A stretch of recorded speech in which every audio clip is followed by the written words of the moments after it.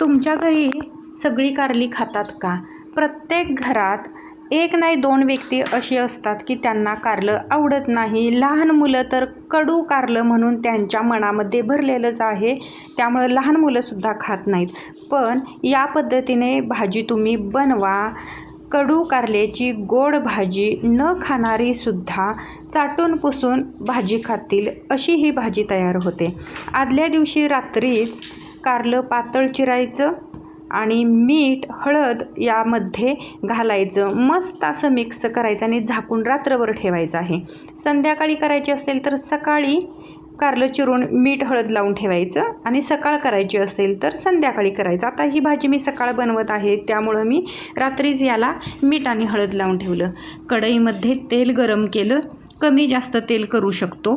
यामध्ये जिरे मोहरी घालायची आणि हे तडतडल्यानंतर यामध्ये आपण भरपूर असा कांदासुद्धा घालणार आहे. कांदा चांगला लालसर कलर येईपर्यंत आपल्याला भाजून घ्यायचा आहे.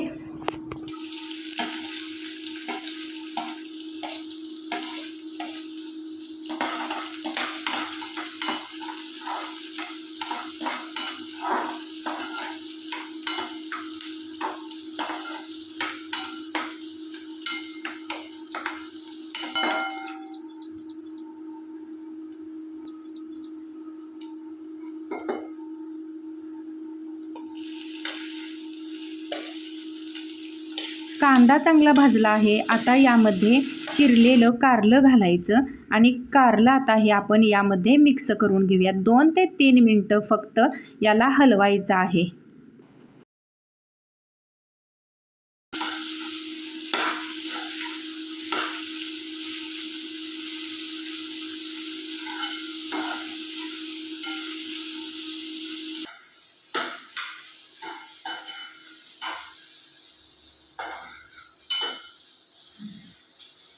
कारलं चांगलं परतून घेतलेलं आहे आणि आता त्यामध्ये तिखट, चवीनुसार मीठ आपण आधी घातलेलं होतं, पण कारलं धुतल्यानंतर ते मीठ पूर्ण निघून जातं, त्यामुळे आपल्याला चवीनुसार परत एकदा मीठ घालायचं आहे.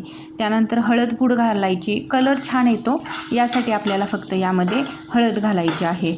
परत कारलं आपल्याला मिक्स करून घ्यायचं आहे. यामध्ये पाणी घालायचं, जेवढं आपल्याला पाणी हवं आहे तेवढं घालायचं. याची आपण ग्रेव्ही करू शकतो किंवा असं एकदम सुकी भाजीसुद्धा करू शकतो. आता यामध्ये चिंच थोडी घालायची, त्यामुळं कडू कारलं असतं त्याचा कडूपणा थोडा कमी होतो. यामध्ये साखरसुद्धा घालायची आहे. आता साखरेऐवजी आपण गूळसुद्धा वापरू शकतो. साखर थोडी जास्तच घालायचं आहे, कारण कडू गोड आणि तिखट याची चव त्याला आली पाहिजे कारल्याला. त्यानंतर यामध्ये शेंगदाण्याचं कूट घालायचं आहे, आपण कमी जास्त करू शकतो. मसूरची डाळ किंवा मूग डाळ, तूर डाळ यामध्ये घालू शकतो. मसूरची डाळ घालायची असेल तर थोड्या वेळानं घालायची, कारण मसूरची डाळ लगेच शिजते. आता इथं मी तूर डाळ घातलेली आहे, शिजायला वेळ लागतो त्यामुळं लगेच मी तूर डाळ घातलेली आहे. आता भाजी शिजत आहे तर एका साईडला मी भाकरीसुद्धा बनवून घेते. कारलं आणि गरम गरम भाकरी अतिशय टेस्टी लागते. या पद्धतीनं तुम्ही कारल्याची भाजी करून बघा, सगळे आवडीनं खातील. व्हिडिओ कसा वाटला कमेंटमध्ये सांगा. भेटू उद्याच्या व्हिडिओमध्ये, तोपर्यंत बाय.